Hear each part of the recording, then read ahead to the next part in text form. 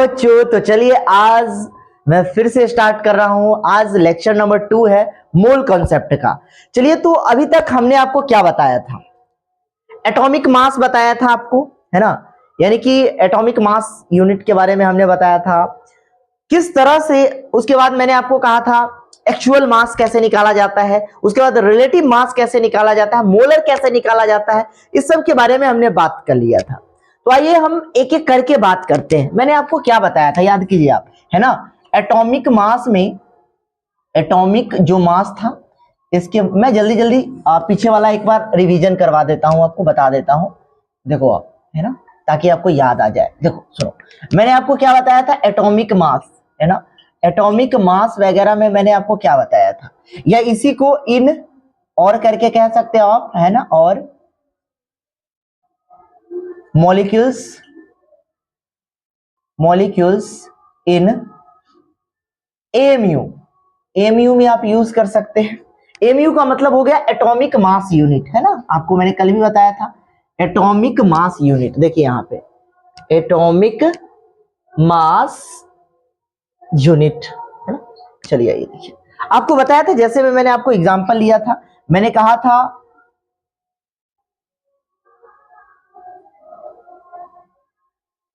Mass of, इसके लिए मैंने क्या कहा था?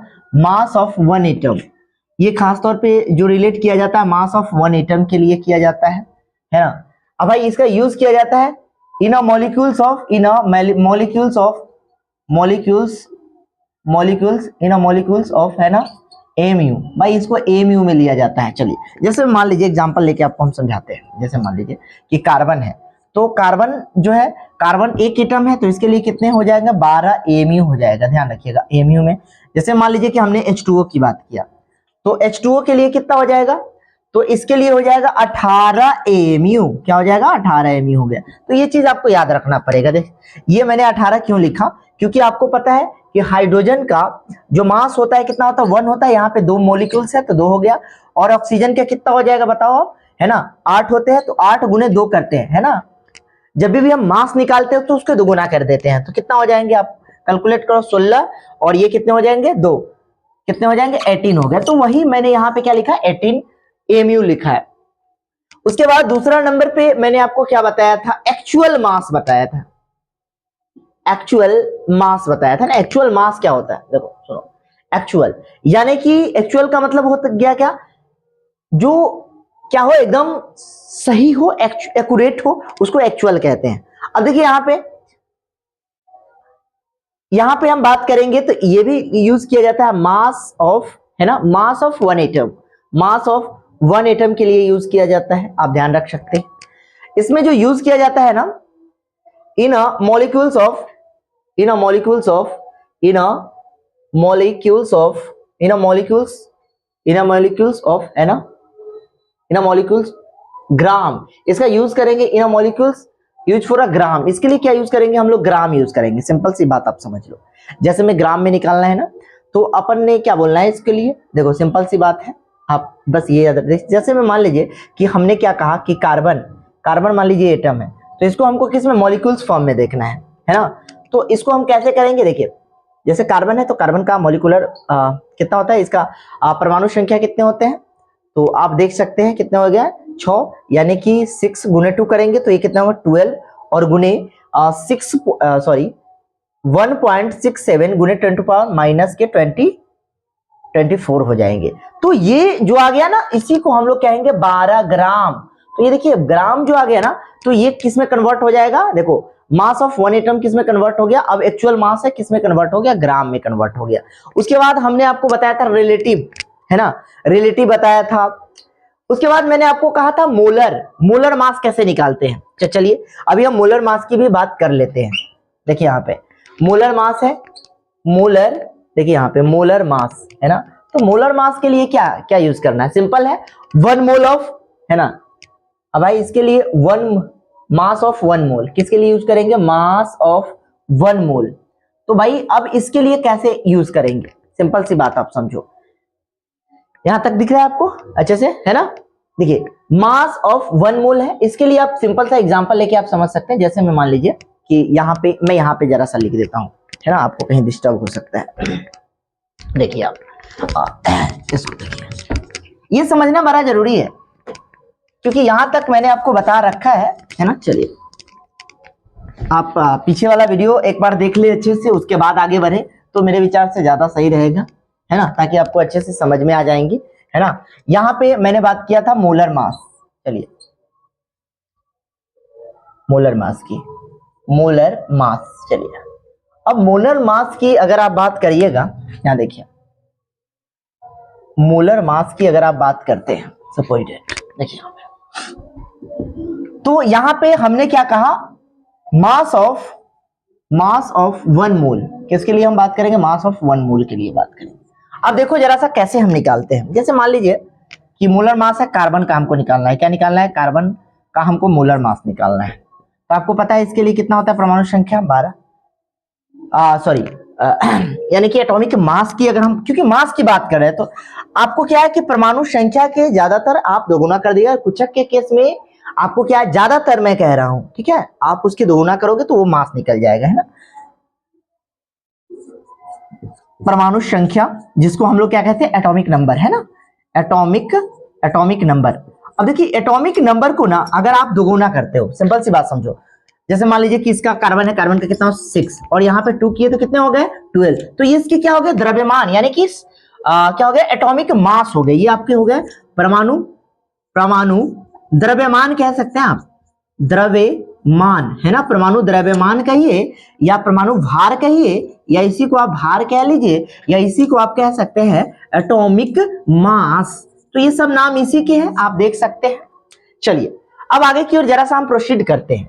अब हमको क्या निकालना है भाई, मोलर मास निकालना है। तो सबसे पहले आपने लिखना है 12 गुने, यहाँ पे कितने हैं, अब देखो यहाँ पे सबसे पहले आप इसको किसमें कन्वर्ट करो, एमयू में कन्वर्ट करो। तो इसके लिए आपने क्या करना है, 1.67 गुने 10⁻⁻24 करना है, ठीक है। अब देखो अब अभी तक क्या हो गया, ये एमयू में चेंज हुआ है, लेकिन एक बार जब इसके एवोगाड्रो नंबर से करोगे 6.022 गुने 10⁻23 से जब मल्टीप्लाई करोगे ना, तो ये किसके बराबर हो जाएगा, आपके 12 ग्राम के बराबर हो जाएगा। और ये जो 12 ग्राम है ना, यही जो कन्वर्ट हो गया वो किस में कन्वर्ट हो गया, आपका मोल में कन्वर्ट हो गया। तो आप देख सकते हैं मास ऑफ 1 मोल इस तरह से लिखा जाता है ना। तो मोलर मास को इस तरह से, जैसे मान लीजिए आपको एक प्रश्न लेकर दिखाता हूं, आपको कंफ्यूजन ना होगा। यहां से देखिए, जैसे मैंने बोलना है कि 1 मोल्स ऑफ N2 मोल्स, देखिए 1 मोल ऑफ N2 मॉलिक्यूल्स, ध्यान से देखिएगा दोनों शब्दों में बड़ा अंतर है। 1 मोल्स ऑफ N2 मॉलिक्यूल्स, यहां तक दिख रहा है, N2 मॉलिक्यूल्स,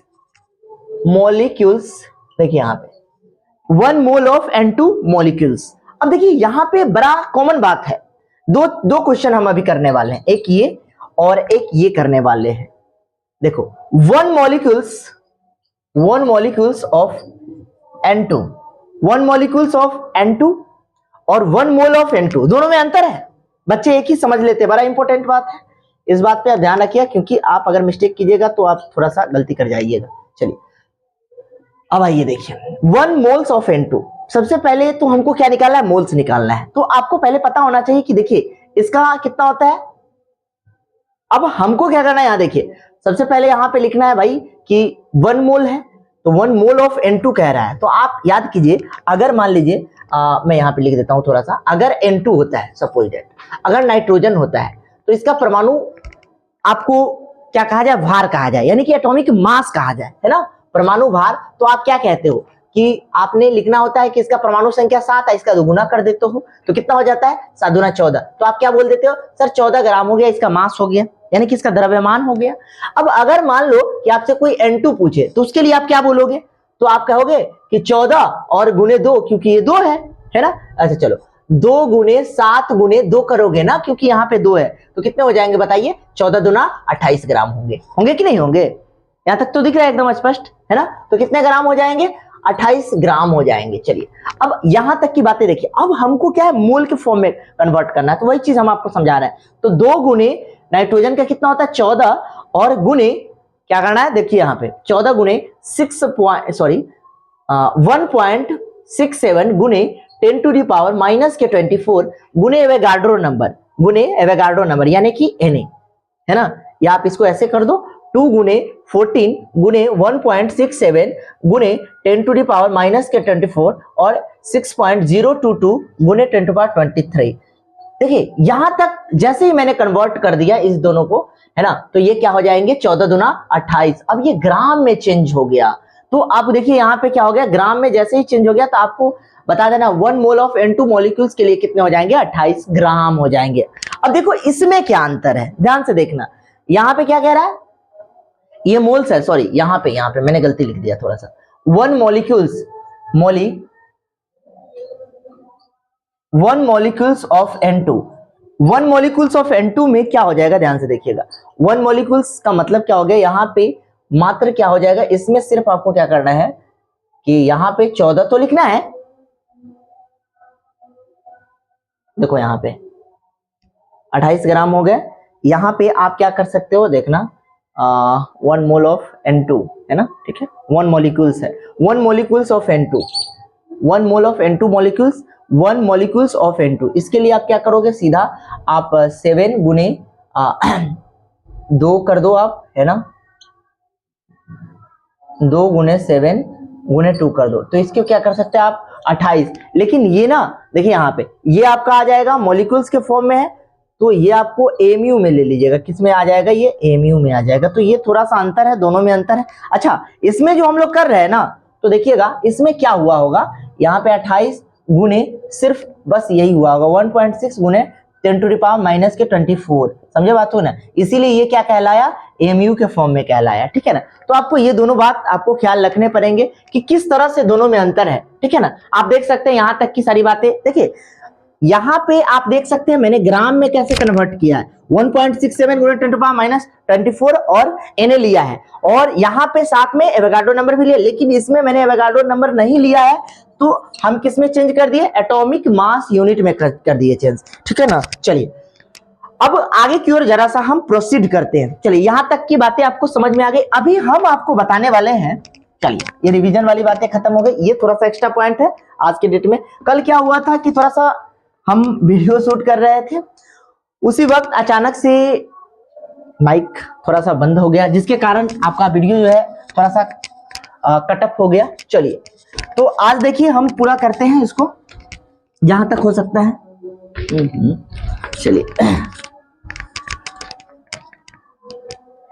चलिए आगे की ओर हम चलते हैं। यहां देखिए अब हम बात करने वाले हैं सम बेसिक फार्मूला, मूल कंसेप्ट के जो बेसिक फार्मूला होते हैं उस पे हम बात करने वाले हैं। पहले तो हम आपको ये बता देने वाले हैं कि मूल कंसेप्ट में हम कौन कौन से फार्मूला यूज कर सकते हैं, ठीक है। चलिए तो आइए, सम बेसिक फार्मूला है ना, सम बेसिक फार्मूला आप देख सकते हैं सम बेसिक फार्मूला कौन कौन है। आइए जैसे मान लीजिए, अच्छा एक चीज और, जो मोल लिखते हैं ना, तो मोल को जो निरूपित किया जाता है मोल को, वो हम n से करेंगे, आप ध्यान रख सकते हैं n से करेंगे। चलिए अब यहां पे हम लोग क्या करने वाले हैं, देखिए जैसे मान लीजिए कि हमने पहला फॉर्मूला ये लिखना है, n equal to weight upon, है ना, मॉलिक्यूलर वेट। देखिए यहाँ पे ये क्या लिखते हैं, वेट अपॉन, है ना, मॉलिक्यूलर वेट। चलिए इसी को हिंदी में लिखेंगे तो क्या लिखेंगे, भार बाय, है ना, अनुभार, है ना, तो ये लिख सकते हैं। तो ये देखिए ये फॉर्मूला है। अच्छा एक चीज और, जैसे मान लीजिए n equal to weight by molecular weight है, अगर कोई आपसे वेट पूछे तो, है ना, तो आप क्रॉस मल्टीप्लाई कर सकते हो, क्या कर लोगे, मोल गुने मॉलिक्यूलर वेट। तो ये भी कभी कभी आपको, कभी क्या मैं आपको क्वेश्चन में दिखाऊंगा, यूज करके दिखाऊंगा कि किस तरह से यूज किए जाते हैं, ठीक है। चलिए जरा सा इसमें इंक डाल लेते हैं, 1 मिनट रुक जाइएगा। चलिए तो यहाँ पे मैं क्या बोल रहा था कि सम बेसिक फार्मूला के बारे में हमने बात किया था, ठीक है। यहाँ पे मैंने आपको बताया कि मोल क्या है, आपका n है, और यहाँ देखिए मोल के लिए सूचित n से करते हैं, n equal to weight upon molecular weight, सबसे पहला फार्मूला आप देख सकते हैं। तो ये कितने तरीका से हम मोल को निकाल सकते हैं, वो बात मैं आपको बता रहा हूँ। दूसरा नंबर पे आप कर सकते हैं, एक आप क्या कर सकते हैं, एक और फार्मूला है, ये तो साधारण तरीका है। चलिए दूसरा तरीका ये है, फाइंड मोल एट एसटीपी है ना, आइडियल टेम्परेचर कह सकते हैं आप, आइडियल गैस पर है ना, आइडियल गैस, चलिए एसटीपी पर या एनटीपी पर। पहला आप देखिए एसटीपी का मतलब जो होता है ना, और एनटीपी दोनों का मतलब समझ लीजिए। एसटीपी का मतलब हो गया standard temperature pressure, standard temperature pressure, standard temperature pressure है ना। चलिए एनटीपी का मतलब हो गया आपका है ना नॉर्मल टेम्परेचर प्रेशर है ना, नॉर्मल टेम्परेचर प्रेशर। हिंदी में इसी चीज को कहते हैं सामान्य ताप दाब है ना। नॉर्मल का मतलब हो गया सामान्य है, स्टैंडर्ड कहते हैं है ना, स्टैंडर्ड भी वही चीज है सामान्य। चलिए आइए देखिए दोनों के लिए यूज किया जाता है। अच्छा ये यहाँ पे एसटीपी पर और एनटीपी पर जो है ना, एसटीपी या एनटीपी पर अगर आप बात करते हैं एनटीपी पर तो क्या लिया जाता है, कंसीडर क्या किया जाता है। सबसे पहला चीज आपको जो टेम्परेचर वो 273 केल्विन होना चाहिए, 273 केल्विन होना चाहिए पहली बात। उसके बाद आपका जो प्रेशर है ना वो होना चाहिए 1 एटीएम प्रेशर है ना, 1 एटीएम। अच्छा एटीएम का मतलब क्या होता है, एटमॉस्फेरिक टेम्परेचर है ना, एटीएम एटमॉस्फेरिक टेम्परेचर प्रेशर वगैरह बोलते हैं ना एटीएम। चलिए अब देखिए यहाँ पे टी हो गया, प्रेशर हो गया। उसके बाद आप यहाँ पे जो प्रेशर है 760 mm एचजी के करीब में ले लिया जाता है, तो ये भी ये इसका मानक पॉइंट है, आप देख सकते हैं। अच्छा चलिए इसके लिए जो यूज किया जाता है फॉर्मूला वो कुछ ऐसा है, देखिए एसटीपी पर है ना, एसटीपी पर या एनटीपी पर जो फॉर्मूला यूज किया जाता है वो क्या है, तो सुनिए है ना। मोल इक्वल टू क्या लिखा जाता है यहाँ पे, वॉल्यूम बाय मोलर वॉल्यूम, क्या लेते हैं मोलर वॉल्यूम है ना, मोलर वॉल्यूम। अच्छा यहाँ पे जो मोलर वॉल्यूम होता है ना, मोलर वॉल्यूम यहाँ पे देख लीजिएगा, यहाँ पे मैं लिख देता हूं मोलर वॉल्यूम, चलो यही लिख देता हूं ज्यादा अच्छा है।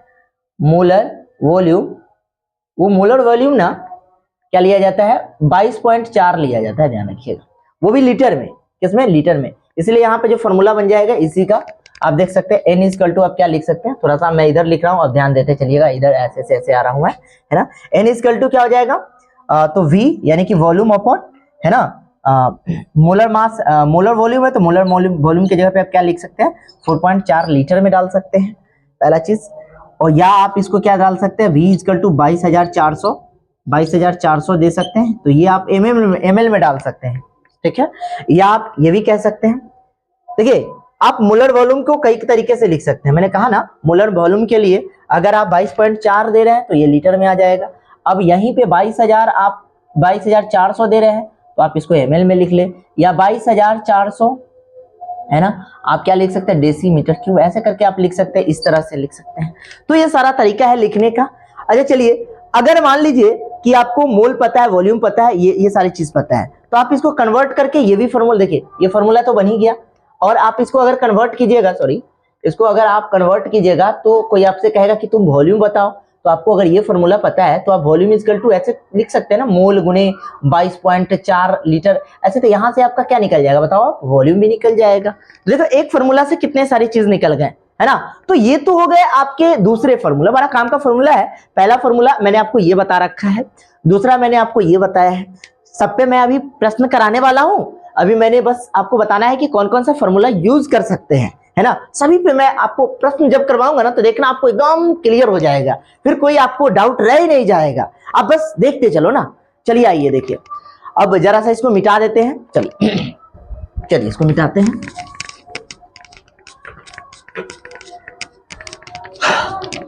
देखिए चलो यहां तक की बातें हो गई, इसको भी मिटा लो, इसको भी मिटा देता हूं। चलिए अब आइए, अब हम बात करते हैं यहीं पे सम, दो फॉर्मूला हो गया था ना, बेसिक फॉर्मूला, सॉरी फॉर्मूला है ना, चलिए वही है, दिख रहा होगा आपको अच्छे से। चलिए देखिए तीसरा वाला फॉर्मूला आप ये भी यूज कर सकते हैं, है ना, फाइंड नंबर ऑफ पार्टिकल्स के फॉर्म में हो, फाइंड नंबर ऑफ पार्टिकल्स के फॉर्म में हो, पार्टिकल्स के फॉर्म में। नंबर ऑफ पार्टिकल्स का मतलब फाइंड नंबर ऑफ पार्टिकल्स, है ना, फाइंड नंबर ऑफ पार्टिकल्स के फॉर्म में होता है, तब आप कर सकते। देखो इसके लिए आप कैसे निकाल सकते हो, सिंपल सी बात समझो। जैसे मान लीजिए n है, मोल है, इसके लिए यहाँ पे आप क्या लिखिए, नंबर ऑफ पार्टिकल्स। ये सबके सब मोल निकालना है, हम क्या निकालना है, मोल निकालने का तरीका बता रहा है आपको। Number of particles, number of particles बटे क्या लिख सकते हैं आप, एवोगाड्रो नंबर, ऐसे भी मोल निकल जाता है ना। यानी कि कणों की संख्या, कणों की, देखिए आपके लिए हिंदी में भी मैं लिख दे रहा हूं, कणों की संख्या, कणों की संख्या बटे, यहां पे आप क्या यूज कर सकते हैं, एवोगाड्रो नंबर, है ना, Avogadro number.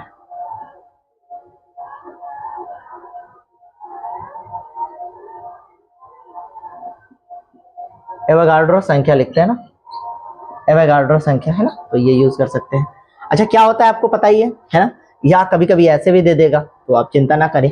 n equal to number of particles, तो ये रहेगा ही, दिया रहेगा आपको नंबर ऑफ पार्टिकल्स, तो क्वेश्चन में ही दिया रहेगा, गिवन रहेगा पार्टिकल्स। मैं इस पे क्वेश्चन कराऊंगा ना, तो सब क्लियर हो जाएगा आपको। नंबर ऑफ पार्टिकल्स Na की जगह पे 6.022 गुने 10⁻23 हो जाएगा, देख लीजिएगा। ये क्या है, ये सब याद रखना पड़ेगा आपको, है ना। तो ये फॉर्मूले हैं, ये आपको याद रखने ही पड़ेंगे। तो ये देखिए किस तरह से आपको मैंने तीनों फॉर्म में बता रखा है, आप इसको उलट फेर करके आप निकाल सकते हैं। अगर कोई आपसे पूछेगा कि नंबर ऑफ पार्टिकल्स निकालिए, तो सिंपल है ना, नंबर ऑफ पार्टिकल्स क्या नहीं, आराम से निकल जाएगा। नंबर ऑफ पार्टिकल्स निकालना है, पार्टिकल्स निकालना है, तो ये दोनों को मल्टीप्लाई कर दो आप, n गुने क्या कर दो, है ना, n गुने क्या करो आप, 6.022 गुने 10⁻23 कर दो, आ जाएगा आपका ये भी आ जाएगा। समझा बात हो ना। तो देखिए आप इस तरह से कर सकते हैं। उसके बाद एक और होता है, मोलरिटी के फॉर्म में भी आप जवाब दे सकते हो। देखिए यहाँ पे एक और फॉर्मूला होता है, तीसरा नंबर वाला, चौथा नंबर वाला, है ना, मोलरिटी,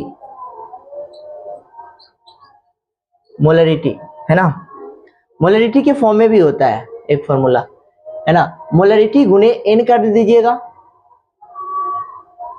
सॉरी, मोलरिटी, यहाँ पे आप एक चीज देख सकते हैं, आप इसको मोल निकालना है ना, n equal to molarity, molarity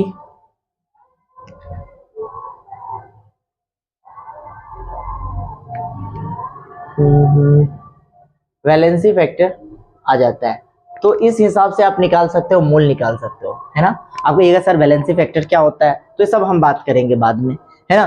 तो आप इतनी सारी चीज एक बार कर लो। चलिए अभी आपको हम क्या करते हैं, क्वेश्चन करवाते हैं इस पे, ठीक है, एक एक करके हम आपको क्वेश्चन करवा रहे हैं। चलिए आइए देखिए, अब आइए हम बात करते हैं कुछ क्वेश्चन पे।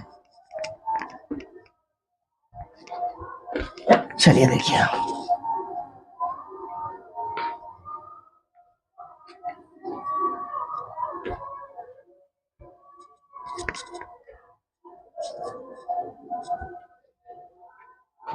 आइए यहाँ पे देखिए, सबसे पहले तो आपको मैं सिखा रहा हूं, है ना। अभी जो हम बात करने वाले हैं खास तौर पे, है ना, किस पे बात करने वाले हैं हम, है ना, n equal to weight upon, है ना, मॉलिक्यूलर वेट, इस पे ही ज्यादातर क्वेश्चन हम सोल्व करेंगे। आप देखते चलो, चलो देखो, यानी कि नंबर ऑफ मोल्स निकालने हैं, जो भार अपॉन ये दिया रहा है ना। सबसे पहला क्वेश्चन तो मैं आपको ये बता दूं, है ना, आपको मैंने बताया भी था, यहाँ पे मैंने क्वेश्चन का इंडेशन भी किया था अगले लेक्चर में, फर्स्ट लेक्चर में।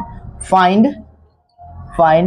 Number of moles, find number of moles, find number of moles, find number of moles, find number of moles of oxygen atom, O atoms in a present of 64 gram of, 64 gram of oxygen, क्या है, 64 gram of oxygen. देखो ये question है, आप देख सकते हो, है ना, ऑक्सीजन। मैंने क्या लिखा, find the number of moles of oxygen atom, ध्यान से देखना आप, मैंने ऑक्सीजन एटम लिखा है, ठीक है, ऑक्सीजन एटम। तो सिंपल सी बात देखो, यहां पे मोल निकालने के बारे में हम बात कर रहे हैं, तो आपको कैसे करना है। अभी तक तो मैंने आपको उस समय क्या बताया था कि भाई इसको आप ऐसे भी निकाल सकते हो, कैसे, एक तो फॉर्मूला डालकर निकाल सकते हो, बट अगर आपको फॉर्मूला नहीं भी पता है तभी भी आप निकाल सकते हो। देखो सिंपल सी बात समझो, यहाँ पे 1 मोल में कितने ग्राम, सॉरी 1 मोल नहीं धोखा हो गया बोलने में, 64 ग्राम में कितने मोल है ऑक्सीजन के बताइए। 1 मोल ऑफ ऑक्सीजन है, तो 1 मोल में कितना होगा भाई, सॉरी 1 ग्राम में कितना हो जाएगा आप ही बताओ, है ना। 1/64 लिख लेंगे तो कोई दिक्कत है क्या, नहीं ना।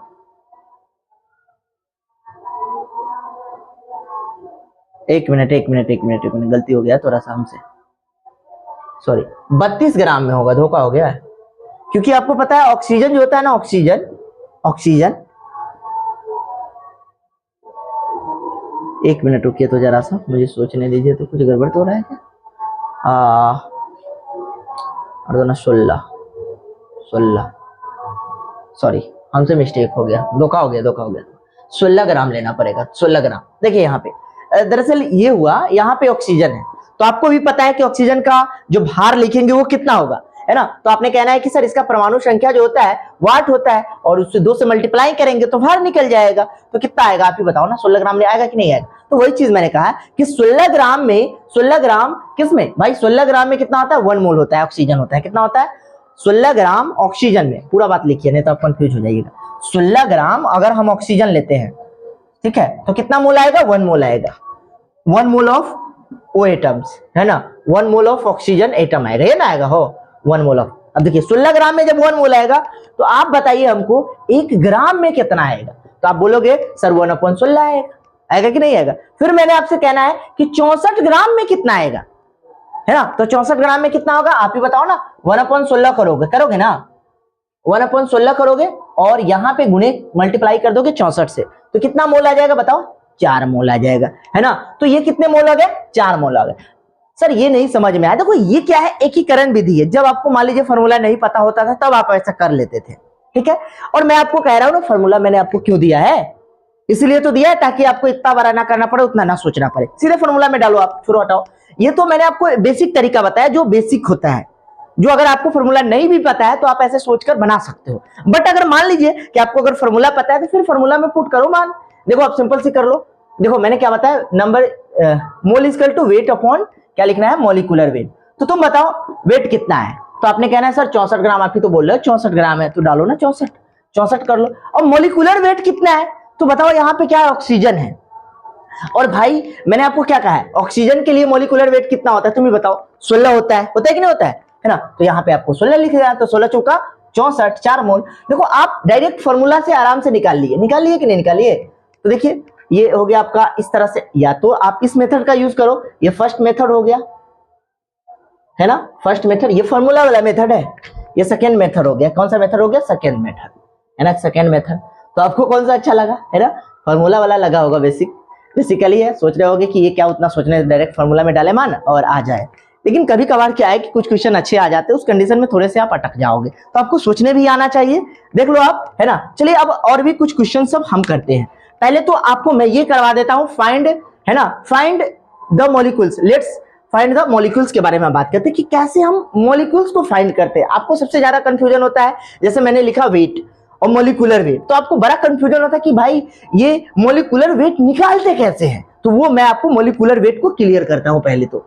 चलिए आइए देखिए, यहां तक की सारी बात हो गई। चलिए बिताते हैं हम, बिना देर किए हुए आगे की ओर बढ़ते हैं हम। चलिए, क्योंकि इस पे क्वेश्चन ढेर सारे होते हैं और करवाएंगे तभी तो आपका कंसेप्ट क्लियर होगा। बार बार नीचे क्यों गिर जाता। चलिए आइए देख लीजिए, यहां तक की सारी बातें हो गई। चलिए लेट्स फाइंड मॉलिक्यूल्स, है ना। लेट्स फाइंड मॉलिक्यूल्स कहिए, या आप कह सकते हैं मॉलिक्यूलर वेट या मॉलिक्यूलर मास, जो भी कह लीजिए, है।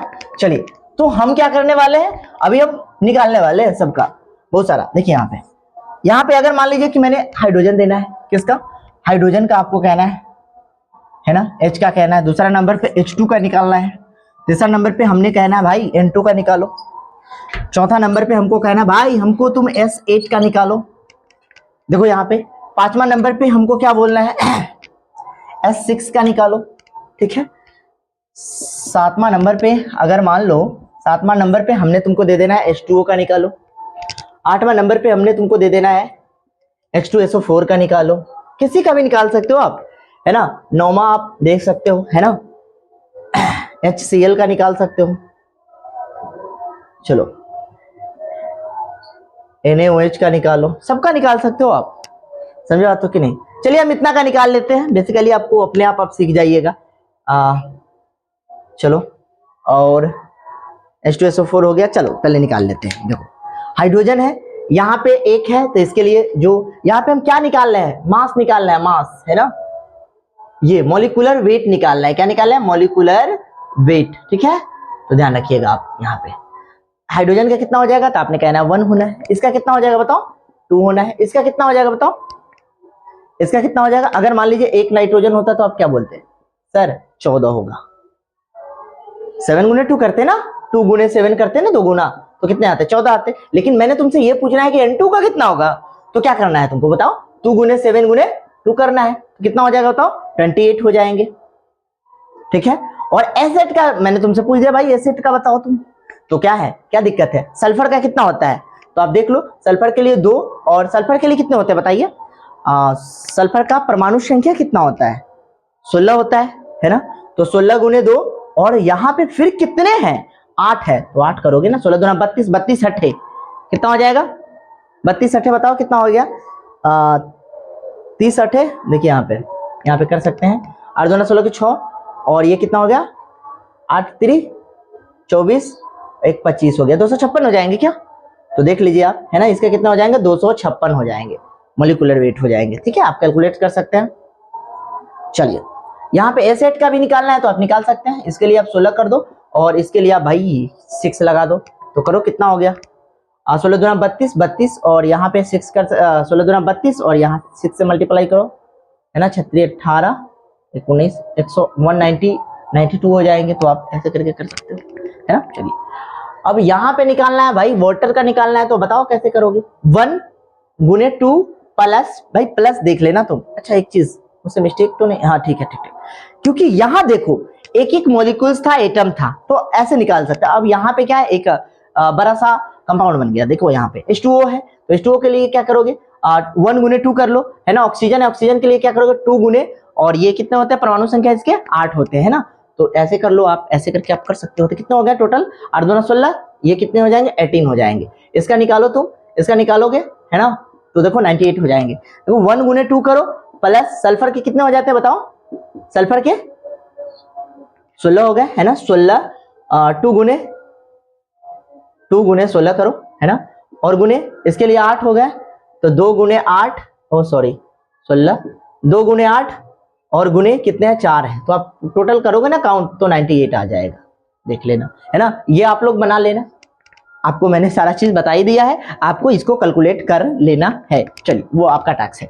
चलिए अब हम कुछ क्वेश्चन और कराते हैं। देखिए यहां तक आपको एकदम क्लियर हो गया कि किस तरह से मॉलिक्यूल्स को निकालना है, मॉलिक्यूलर वेट कैसे निकालना है। अब आपको फायदा क्या होगा कि अब जो क्वेश्चन करेंगे ना, तो आपको बड़ा आसान लगेगा। इससे पहले थोड़ा सा आपको हो सकता है कि आपको मॉलिक्यूलर वेट का ज्ञान नहीं था, तो आप थोड़ा सा अटक जाते, बट क्या है कि अब आपको थोड़ा सा करने में आसानी पड़ेगी। चलिए तो इसको मिटाते हैं।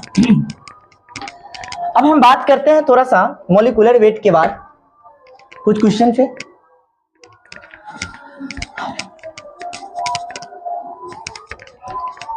चलिए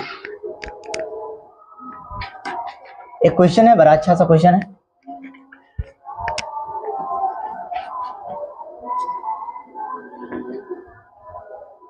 चलिए देखिए क्वेश्चन ये है, find 98 gram of H2SO4, 98 gram of H2SO4, ठीक है। देखिए इसमें क्या है कि सबसे पहला जो पॉइंट है, फाइंड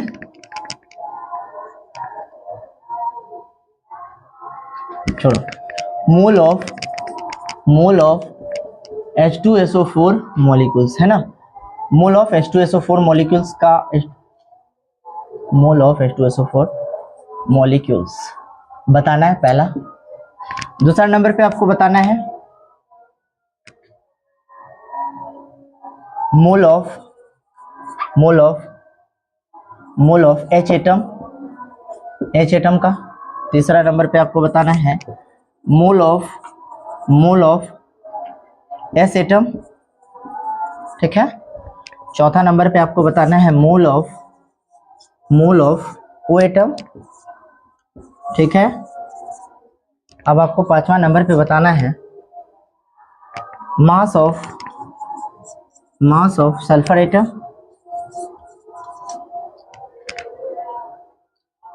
चलो रहने देते हैं, ठीक है, इतना सारा करते हैं हम। अच्छा एक चीज और, कभी कभी ये भी पूछ लेता है मास मोल, है ना, ग्राम ऑफ हाइड्रोजन एटम। चलो अब आओ एक एक करके बात करते हैं। ये एक क्वेश्चन के फॉर्म में है और अच्छे क्वेश्चन है। आप देखिए एक क्वेश्चन से सारी बातें मैं आपको समझा दे रहा हूं ताकि जो प्रश्न आते हैं ना वो आपको क्लियर होते चला जाएगा। तो यहाँ पे मोल ऑफ H2SO4 मॉलिक्यूल्स है। तो अभी आपको फॉर्मूला बताया था ना मोल निकालने का, क्या बताया था याद करो, N बराबर क्या होता है, वेट अपॉन मोलिकुलर वेट होता है, बताया था वेट अपॉन मोलिकुलर वेट होता है। इसी फॉर्मूला का यूज करो ना। यहाँ पे N equal to weight by molecular weight, ठीक है। तो याद करो वेट के लिए कितना है बताइए, 98 ग्राम दे रखा है ऊपर में, 98 ग्राम रख लो। और मोलिकुलर वेट अभी आपको मैंने सिखाया था H2SO4 का मोलिकुलर वेट निकालने का तरीका बताया था, कितना आया था बताओ। इसको निकालने के लिए मैंने क्या बताया था, 1 गुने 2 करो प्लस सल्फर, सल्फर गुने सल्फर कितना होता है 16 होता है, 16 गुने 2 करो प्लस ऑक्सीजन है 2 गुने 16 हो जाएगा, 16 गुने 4 करो, टोटल जब गुना भाग करोगे तो 98 ग्राम हो जाएगा।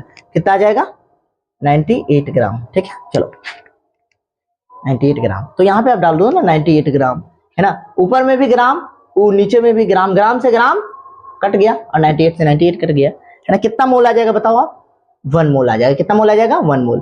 तो मोल ऑफ H2SO4 कितने मोल है ना, तो कहिएगा कि 1 मोल है। कितने मोल है टोटल, 1 मोल है। उसके बाद आपको मोल ऑफ H एटम्स। अब इस कंपाउंड में कह रहा है कि H2SO4 में, क्या आप हमको बताइए कि H2SO4 में जो हाइड्रोजन है वो क्या मोल है। तो आप देख रहे हैं इसमें कितना मोल है हाइड्रोजन, 2 मोल है, 2 है ना H2, है ना। तो आप क्या बोलिएगा कि हाइड्रोजन कितना है 2 मोल ऑफ H एटम। कितना मोल है 2 मोल है। तो आप इसका आंसर ये दे सकते हैं। आपसे पूछा जाएगा बताइए सल्फर कितना मोल है, तो सल्फर बताइए कितना मोल है।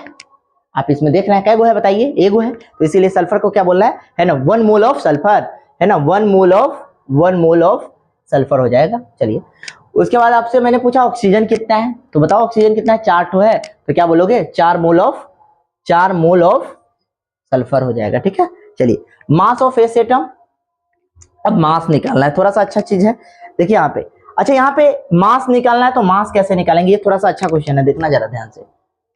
बच्चे कंफ्यूज हो जाते हैं। मास यानी कि उसका द्रव्यमान पूछ रहा है कि सल्फर का द्रव्यमान क्या है। ये तो आपको मोल निकालना था, वो भी किसका, परमाणु का। यहाँ मोल निकालना था सल्फर परमाणु का, मोल निकालना था हाइड्रोजन परमाणु का, है ना। आप सारा चीज देख रहे हो एक एक चीज। चलिए अब हम मास निकालते हैं, सिंपल सी बात है।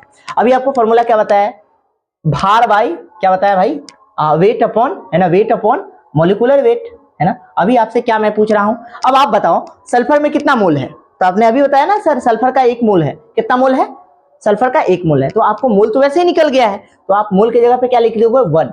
आपको क्या निकालना है, आपको कह रहा है मास। मास का मतलब क्या होता है, वेट। इंग्लिश में तो उसी को मास को ही वेट कहते हैं ना, है ना। तो वेट बराबर आप क्या लिख लोगे बताओ, n गुने मोलिकुलर वेट। याद है मैंने आपको शुरू में ही ये बात बताया था। अब देखो आपको भी पता है कि वेट मोल कितना है सल्फर का, तो आपने अभी बताया कि सर 1 मोल है, तो 1 डाल देना, है ना। मोलिकुलर वेट कितना है किसका, सल्फर का, तो आप बताओ ना सल्फर का मोलिकुलर वेट कितना है। सल्फर का कितना हो जाएगा, 16 दूना 32 हो जाएंगे ना, क्योंकि 16 हो जाते हैं उसके परमाणु संख्या, उसके दोगुना कीजिएगा तभी वो मास निकलेगा। तो कितना हो जाएंगे 32। तो आप बताओ कितने वेट कितने हो जाएंगे, 32 ग्राम हो जाएंगे, है ना। दिख रहा है आपको अच्छे से। चलिए तो आप ये चीज देख सकते हैं। तो यहाँ पे मैंने आराम से निकाल लिया। यहाँ पे एक क्वेश्चन और है, अब देखिए ग्राम ऑफ H एटम्स, भाई ये भी कितने हो जाएंगे, 2 मोल के करीब हो जाएंगे। अब यहाँ पे 2 मोल क्यों ले रहे हैं, ध्यान से देखिएगा, यहाँ पे H2 है ना कि H है। अगर H होता ना तो उस कंडीशन में हम 1 मोल कहते, लेकिन H2 है इसीलिए हम क्या कहेंगे 2 मोल कहेंगे। ये बात एकदम दिमाग में क्लियर रखिएगा, जब तक आपको क्लियर नहीं होगा तब तक आप अटकते रह जाएंगे प्रश्न में। चलिए एक क्वेश्चन और लेते हैं, यहां तक की बातें आपको एकदम समझ में आ गई अच्छे से। चलिए अब थोड़ा सा हम आगे, आप इसको एक बार लिख लीजिए। चलिए तो अब इन सबको लिख लिए होइएगा, आगे की ओर बढ़ते हैं हम। एक क्वेश्चन और दिखाते हैं हम आपको, आप देख सकते हैं कि कैसे पूछा जाता है। Find the mass of each atoms present in 32 gram of, है ना, CH4 मीथेन में। देखते हैं, ये आप क्वेश्चन देख सकते हैं। एक क्वेश्चन आप देख सकते हैं, find mass of H atoms, find mass of H atoms present in 32 gram of, है ना, 32 ग्राम ऑफ, है ना, CH4 यानी कि मीथेन आप कह सकते हैं, मीथेन में। देखिए यहाँ पे find the mass of H atoms present in 32 gram of CH4, है ना, यानी कि मीथेन में। चलिए देखिए बात करते हैं इस पे। ये क्वेश्चन हो गया आपका, देखिए सिंपल सी है, सॉरी सॉल्यूशन। तो सबसे पहले तो आपको क्या करना पड़ेगा बताओ, पहले तो आप मोल निकाल लो, उसके बाद आप बाकी चीज निकालना। तो मोल निकालने के लिए आपको अभी बताया था वेट अपॉन क्या करोगे, मोलिकुलर वेट, है ना। तो आप देखो मोल निकालोगे तो कैसे निकालोगे बताओ, 32 ग्राम तो आपका ये हो गया, और मोलिकुलर वेट किसका कह रहा है, CH4 का निकालना पड़ेगा। तो आपको भी पता है CH4 का कैसे निकालोगे, है ना। इसके लिए क्या करोगे, 2 × 6 प्लस ये 1 × 4 करोगे ना, है ना। तो कितना हो गया, 12 और 4 16 हो गया, है ना, 16 ग्राम। तो आप देख सकते हैं 16 ग्राम आपका मोलिकुलर वेट हो गया, तो यहाँ पे आप डाल दो ना 16 ग्राम, ग्राम से ग्राम चला गया, पूरा से पूरा चला गया, तो कितने हो जाएंगे बताइए, 2 मोल हो जाएंगे। तो अपन से मोल नहीं पूछ रहा है, मास पूछ रहा है, ध्यान से पढ़ो आप क्वेश्चन को। यानी कि आपसे क्या पूछ रहा है अभी, अब वो उसका मन मोल नहीं पूछ रहा है, उसका मन हो गया क्या कि अब वो द्रव्यमान पूछ रहा है आपसे, द्रव्यमान। तो द्रव्यमान कैसे निकालेंगे, अब सोचो, आप दिमाग लगाओ, है ना। तो देखो इसमें कुछ करना नहीं है। अब देखिए यहां पे हम क्या बोल रहे हैं, 1 मोल में 1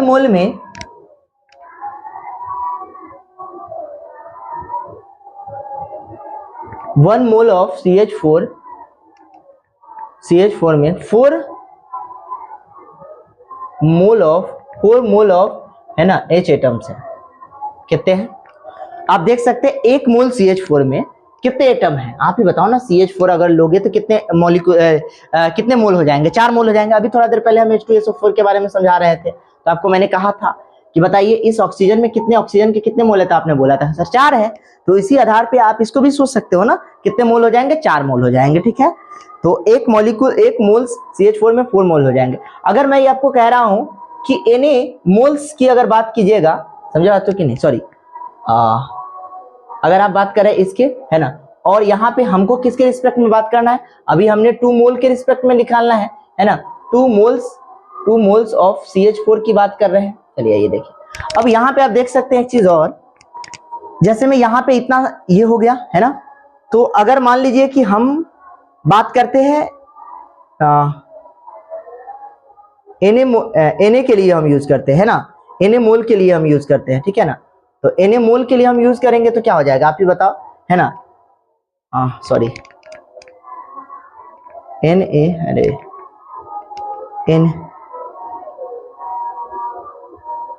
CH4 के लिए बात करेंगे तो आप बताओ कितना हो जाएगा, बताइए। Na के लिए क्या हो जाएगा, 4Na हो जाएगा, आप ही बताओ ना, 4Na हो जाएगा। अब देखिए, आप सिंपल सी बात समझिए जरा सा। अब यहाँ पे थोड़ा सा कैलकुलेशन करना है आपको। अब यहाँ पे कितना मोल आ गया, 4Na मोल आ गया। देखिए जैसे मैंने कहा कि CH4 मॉलिक्यूल्स, Na मॉलिक्यूल्स के लिए अगर हम बात करेंगे, मॉलिक्यूल्स के लिए, जैसे मैंने क्या बोला, फिर से देखिएगा ध्यान से। 1 मोल CH4 में 4 मॉलिक्यूल्स ऑफ H एटम है, पहली बात, है ना। तो अपन को पता है 2 मोल CH4 के लिए तो हमने निकाल ही लिया 2 मोल के लिए। अगर मान लीजिए यहाँ पे हम ये बोलते कि Na मॉलिक्यूल्स के लिए कितना होगा, तो 4Na मोल्स होता कि नहीं होता, है ना। तो अब यहाँ पे थोड़ा सा कैलकुलेशंस करते हैं। अब देखिए आपको पहले से फॉर्मूला पता है, N = क्या होता है, वेट अपॉन मॉलिकुलर वेट होता है। अब यहाँ पे आपको अब क्या निकालना है, भार निकालना है, तो वेट, तो वेट बराबर क्या कीजिएगा, N गुने क्या कीजिएगा, आप बताइए, मॉलिकुलर वेट लिखिएगा, है ना। तो वेट निकालना है, तो यहाँ पे N कितना है, मोल, तो आपने अभी कहना है कि 4 है, 4 Na, या आप 4 लिख लो, और गुने मॉलिकुलर वेट कितना है बताइए। मॉलिकुलर वेट आपने बोलना है ना, हाइड्रोजन का कितना बोलते हैं, 1 बोलते हैं। है ना, तो इसलिए आप इसको 1 कर दीजिए, है ना, क्योंकि यहाँ पे सिर्फ आपसे क्या पूछा जा रहा है, हाइड्रोजन एटम एक के बारे में पूछ रहा है, तो आप एक लिखोगे ना, है ना, तो कितना ग्राम हो गया बताइए, 4 ग्राम हो गया। तो कितना ग्राम हो गया, 4 ग्राम। लेकिन आपसे अभी जो मोल निकालने हैं इसका, तो कितना मोल निकला है, 2 मोल निकला है। तो ये तो आपने कितने मोल के लिए निकाला, 1 मोल के लिए 4 ग्राम निकाला। अगर मान लीजिए आपसे पूछेगा 2 मोल के लिए कितना हो जाएगा, तो बताओ 4 गुने क्या करोगे, बताओ 2 गुने 4 करोगे ना, तो कितने ग्राम हो जाएंगे, 8 ग्राम हो जाएंगे। तो आपको क्लियर हुआ। तो देखो कैसे ये प्रश्न कितने अच्छे बन गए, समझ रहे हो बात ना। ये क्वेश्चन खास तौर पे कंपटीशन में पूछ लिए जाते हैं, तो आप इस चीजों को थोड़ा सा ध्यान रख लेना। चलिए अब हम थोड़ा सा आगे बढ़ते हैं, हम आपको अब बताने वाले हैं, है ना। चलिए कुछ क्वेश्चन अब हम बताएंगे, सेकंड जो फॉर्म था ना उस पे बताएंगे, एसटीपी पे और एनटीपी पे कैसे निकाला जाता है। चलिए आइए देखिए, चलिए इससे जितने भी क्वेश्चन बन सकते थे मैंने आपको बता रखा है। चलिए एक एक चीज बता दिया है आपको, ताकि आपको क्या हो कि कोई कंफ्यूजन ना हो। चलिए आइए देखिए, अब देखिए यहाँ पे हम जो बात करने वाले हैं, यहाँ पे अभी थोड़ा देर पहले हमने बताया था, फाइंड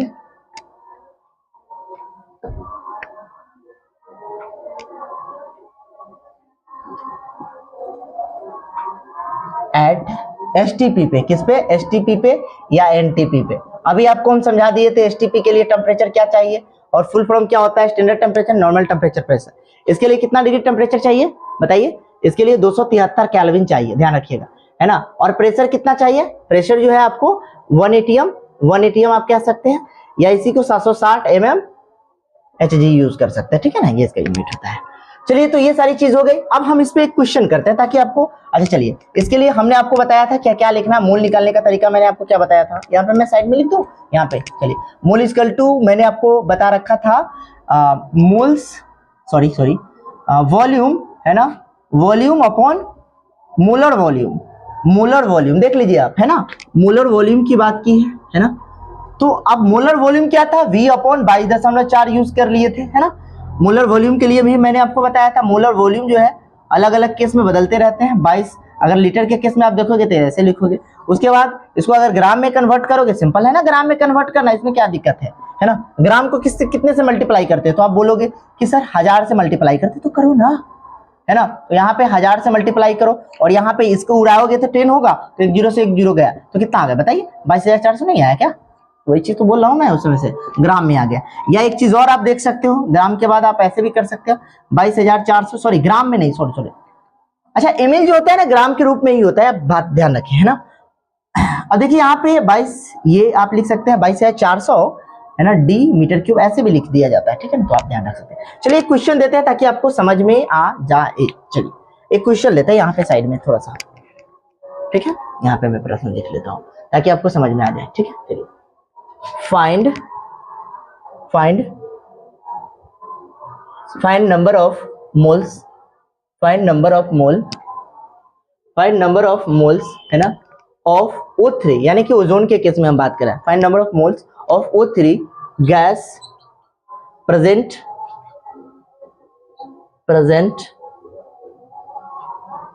at 5 है ना 5.6 डेसीमीटर क्यूब, है ना। Find the number of moles of O3 gas, sorry क्या लिखा दिया, gas present at the 5.6 decimetre cubes of, है ना, O3, है ना, ओजोन। अच्छा O3 को ओजोन कहते हैं ना, OZON, ओजोन, है ना। संरचना तो पता है ना आपको, इसका संरचना ऐसा होता है ना, ऐसा ध्यान रखिएगा, है ना, ये ओजोन है, ओजोन। चलिए अब इसको सोल्व करते हैं। देखिए सिंपल है, बहुत सिंपल है, बहुत सिंपल है। देखिए सबसे पहले हम क्या करेंगे, इसको एक मिनट, ही चला गया। चलिए अब यहाँ पे इसको करेंगे ना, तो आपको फॉर्मूला बस ये वाला फॉर्मूला डाल दो ना, किधर गया, ये वाला डालो ना, देखो डालो, n इक्वल टू क्या लिखा, V अपॉन 22.4। अभी आपको वॉल्यूम है ना, और आपको जैसे ही आपने ये देखा तो आपने समझ लेना है कि ये क्या है, आयतन यानी कि वॉल्यूम है ना। तो यहाँ पे कितना लिख रहा है 5.6 और यहाँ पे 22.4 है, तो डाल दो आप 22.4 डाल दो, है ना। तो अब देखो ये वॉल्यूम है, वॉल्यूम ये दोनों लीटर के लीटर फॉर्म है, तो इससे कट गया, है ना। तो अब एक चीज देखना जरा ध्यान से, इसको उड़ाओगे, है ना, तो 56, तो कितने हो जाएंगे 56 अपॉन 22.4। आप काट कूट करोगे तो कितना मरतबा कटेगा, देखो 56 4 मरतबे कट जाएगा तो कितना मोल आ जाएगा, 4 मोल आ जाएगा। देखो तो करके 4 से करो 24, 5 चौका 20, 4 24 है ना, आ गया ना। अरे एक मिनट, छोटे छोटे 4 5 चौका 20 2 22, सॉरी 22 आ जाएगा। देखो कट गया ना, वही मैं देख रहा था। कितने मोल आ गए, तो आपको याद रखना है मोल आ गए आपके 4 मोल। तो पूछा जाएगा ओजोन के कितने मोल है, तो आप क्या कह लोगे, 4 मोल हो गए। एक तो प्रश्न ऐसा आ गया, तो ये तो सबसे सिंपल है, तो आपको देख के ही पता चल रहा है कि हाँ यहाँ पे सब कुछ डेटा दिया, फॉर्मूला वगैरह हमको याद है, आराम से हमने क्या कर दिया, डाल दिया मान। एक क्वेश्चन ऐसे भी पूछ लिए जाते, देखो अब इसको मिटाता हूं मैं, है ना। ये कंडीशन तो आपको फॉर्मूला तो याद ही रखना है, फॉर्मूला तो आपको याद रखना है। एक क्वेश्चन ये है, find the number of H atom present in, है ना, find the number of H atom present in, H atom present in, है ना, H atom present in 11.2 litre of H2 gas. क्या लिखिएगा, H2 गैस। ये question हो गया। अब देखो find the number of H atoms, यहां पे मैंने क्या कहा, H एटम्स 11.2 लीटर्स है। Find the number of H atoms, है ना। यहाँ पे H एटम्स के बारे में पूछ रहा है, मोल वोल कुछ पूछ नहीं रहा है ना। थोड़ा सा क्वेश्चन अच्छा है बट देखते हैं, है ना। तो यहाँ पे सॉल्यूशंस कैसे करेंगे, सबसे पहले तो आपको मोल निकालना ही पड़ेगा। बी अपॉन क्या लिखोगे, 22.4 लिखोगे। यहाँ पे देखो आप कैलकुलेशंस करो, 11.2 और यहाँ पे क्या करोगे, 22.4 करोगे, काटोगे तो कितना मतलब कटेगा बताओ, 1/2 ना, यानी कि 1/2 तो हो जाएगा आपको 0.5 मोल, है ना। कितने मोल आ गए, 0.5 मोल आ जाएंगे। पहली बात तो आपको ये नहीं पूछ रहा है आपसे क्या पूछा, find the number of H atoms, number of H atoms कितने होंगे। तो भाई आप देख सकते हो H एटम्स कितने हैं, यहाँ पे 0.5 मोल आ रहे हैं। Find the number of H atoms, है ना, find the number of H atoms आपसे पूछ रहा है ना, तो आप निकाल सकते हो, सिंपल है।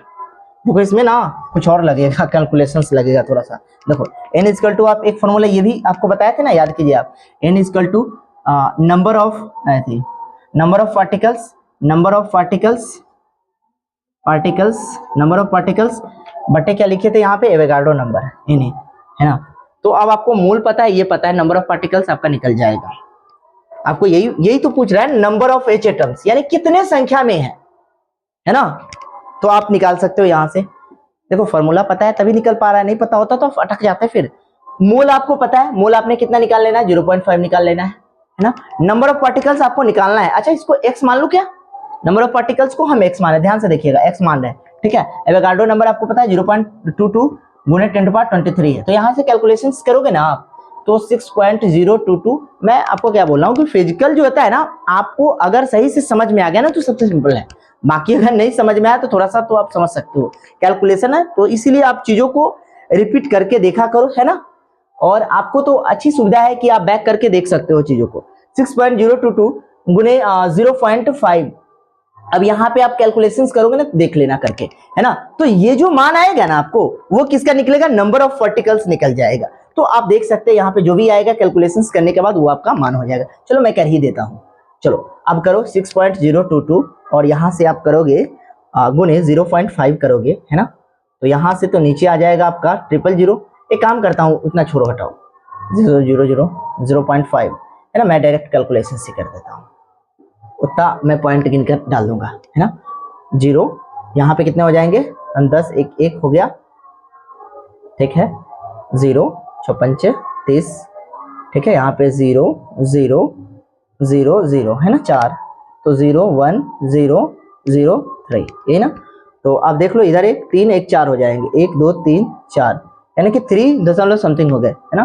तो आप क्या डाल सकते हैं, 3 0 0 1 0, ये वाला हो जाएगा। तो देख लेना आप, ये वाला डाल देना, ठीक है। एक क्वेश्चन तो ये हो गया। एक क्वेश्चन और करता हूं, ठीक है, लास्टली करता हूं। आप देख लो इतना सारा, देखिए कितना अच्छा कैलकुलेशंस है, ठीक है ना। तो आप इस चीज को देख सकते हैं। एक चीज और जो बहुत ही अच्छा क्वेश्चन माना जाता है, तो आप देख सकते हैं कि कैसे ये क्वेश्चन सब बन जाते हैं।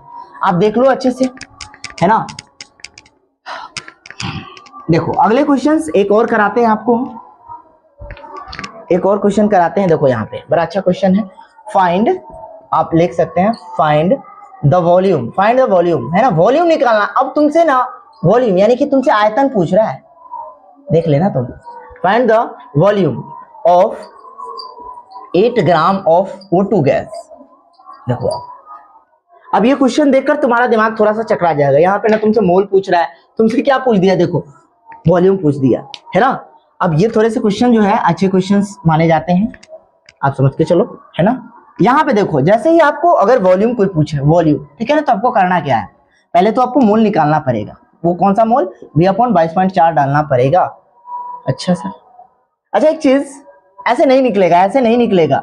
यहाँ पे 8 ग्राम दिया हुआ है, आप उस वाले से निकालो, उस वाले formula, sorry, N = weight upon, आपको डेटा देखकर आपको सोचना पड़ेगा कि कैसे निकालना है ना। वेट अपॉन मोलिकुलर वेट से आपका निकल जाएगा। देखो आप सोचो जरा सा, अब वेट कितना है तो आपने बोलना है सर 8 ग्राम, और मोलिकुलर वेट निकाल लेना है ना आपको, ऑक्सीजन का कितना होगा, आप ही बताओ ना, O2 का। कैसे निकालोगे, 8 गुने 2 करोगे, है ना, 2 गुने 8 गुने 2 करोगे तो कितने हो जाएंगे, 32 हो जाएंगे ना, 32 ग्राम। तो ये हो गया आपका मोलिकुलर वेट। तो आपको मैंने शुरू में यही चीज सब बताया है, तो आप डाल दो यहाँ पे, है ना, कितना लिख देना है 8 ग्राम, और यहाँ पे क्या लिखा है 32 ग्राम। तो कितना हो जाएंगे 1/16 हो जाएंगे शायद, 16, सॉरी कितना हो जाएगा, 32 ना, 1/4 ना होंगे, है ना। तो 1/4 करिएगा तो कितना हो जाएगा, कितना मोल होगा, 0 पॉइंट करो 4 दूना 8, है ना, 4 पंचे 20 हो जाएगा ना, 0.25 आ जाएगा। अब देख लो, है ना। चलिए अब ये तो आपका इतना मोल हो गया, इतना क्या आ गया, आपका मोल आ गया। भाई आपको वॉल्यूम निकालना है, मोल नहीं निकालना है। अच्छा चलो, तो इसके लिए एक फॉर्मूला और यूज करेंगे, V/22.4 यूज करते हैं लीटर में, ठीक है। अब एक बात बताओ, हमको मोल पता है तो वॉल्यूम नहीं निकल जाएगा क्या, यहां से निकल जाएगा ना। ये फॉर्मूला तो आपको मैंने शुरू में ही बता रखा है, इसीलिए तो बताया था आपको, ताकि आपको किसी तरह का कैलकुलेशंस में दिक्कतें ना आए। अब देखो हमको वॉल्यूम निकालना है, तो यहां से इस फॉर्मूला से अपन सोच लेंगे हम, तो V = क्या लिख लेंगे, N गुने 22.4 लिखेंगे, है ना। यहाँ पे देखो सिंपल है, अब यहाँ पे 0.25 गुने 22.4 करो, तो बताओ कैलकुलेशंस करके आप कर लो कैलकुलेशंस, है ना, कितने हो जाएंगे 22.4 और 25 है ना, 0.25, तो आप करो कितना आ जाएगा देख सकते हैं, 5 का 20, 2 5 10, 2 12, है ना, 5 10, 2 12, 15 10, 1 11 हो गया, है ना, 4 दूना 8, 2 दूना 4, और ये देख देना 2 दूना 4, है ना, यही आ गया क्या। 0 से करोगे तो ऑल के ऑल 0 हो जाएंगे ना, 0 0 0, इससे कोई फायदा नहीं। तो ये कितना हो गया, 5 का 20 था ना, चलो 0, 8 2 10 के 0, 4 1 5 हो गया, 1 6 हो गया, 4 1 5 हो गया, और 4 1 5, ये 0 हो गया। अब देख लो कितने पॉइंट के बाद है, इधर 2 1 3 पॉइंट, है ना, 2 1 3 पॉइंट, 1 2 3, यानी कि 0.5, यानी कि 5 पॉइंट, ये आ गया है ना, 5.600 ये आ गए, है ना। तो ये आपके देख लो, ये क्या आ गया, आपके आयतन आ गया। ये क्या आ गया, आपके मीटर क्यूब आ गया, ये क्या आ गया, आपके आयतन। तो आप देख सकते हो आयतन आप कैसे निकाल सकते हो, ऐसे करके आप निकाल सकते हो, देखो आयतन भी निकल गया। अब देखिए कैसे क्वेश्चन आ रहे हैं, तो आपको देखिए अभी तक मैंने यहां तक बता दिया है। अब आज क्योंकि ज्यादा लंबा वीडियो हो जाएगा, है ना, तो यहीं तक आप करिए, है ना, अगले दिन मैं अगला लेक्चर शूट कर दूंगा। चलिए, अगर किसी तरह से आपको अगर डाउट होना तो आप बेशक कमेंट में भेजिए, ताकि मैं आपकी चीजों को रिप्लाई दे सकूं। हाँ, कुछ बच्चे ये पूछ रहे थे कि सर मैथ का आप नहीं डालोगे क्या, तो मैं उनको जरा सा बता दूं, क्या है कि अभी थोड़ा सा टाइम का लिमिटेशन, हमारे पास बहुत कम टाइम है, और इस कम टाइम में अभी हम पर्सनली वही टॉपिक पे ध्यान देंगे जिसकी जरूरत है, समझ रहे हो, इसीलिए सब पॉसिबल होना थोड़ा सा मुश्किल है, समझे। तो आप इस सब चीजों पे पहले कवर अप करो, है ना। चलिए, तो आप उसके लिए आप खुद ही प्रिपेयर हो, है ना। चलिए ठीक है, धन्यवाद।